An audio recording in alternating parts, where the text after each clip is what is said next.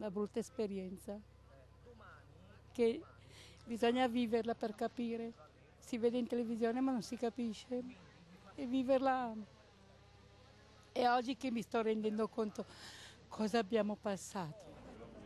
Più di 100 feriti, 3 dei quali ancora in gravi condizioni, oltre 1500 alberi abbattuti dal vento lungo il litorale, una lunga scia di devastazione da Venezia a Rovigo, danni per decine di milioni di euro, strutture turistiche, i campeggi tanto frequentati da italiani ma soprattutto tedeschi e austriaci in ginocchio.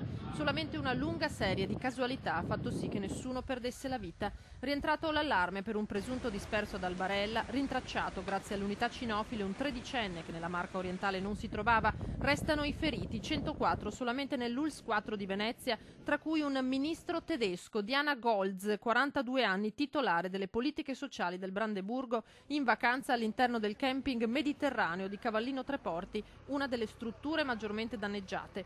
A salvare la ministra, all'interno della sua roulotte, un vigile del fuoco trevigiano, Marco Renosto, che si trovava nello stesso camping in vacanza. C'è una turista tedesca che ha avuto un trauma spinale, che è stata trasferita direttamente, soccorsa dalla nostra ambulanza e poi trasferita a Treviso con l'elisoccorso. Noi abbiamo avuto un paziente con un trauma toracico e alla colonna vertebrale che dopo essere stato stabilizzato è stato trasferito in rianimazione a San Donà di Piave. Imponente lo sforzo di ospedali, SUEM 118, vigili del fuoco, corpo forestale, carabinieri e protezione civile, oltre 500 gli interventi dei pompieri. Si è lavorato tutta la notte per far ritornare le strade percorribili e risolvere le situazioni più critiche.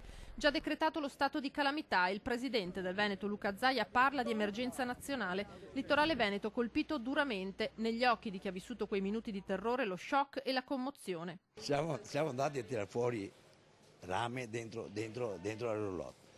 Una cosa impressionante, mai visto. Inevitabili le polemiche, come a Jesolo, dove non ci si rassegna alla fatalità. Scarsa manutenzione del verde, alberi resi fragili da funghi e malattie avrebbero contribuito al disastro, che rimane tuttavia frutto della furia della natura sempre più devastante.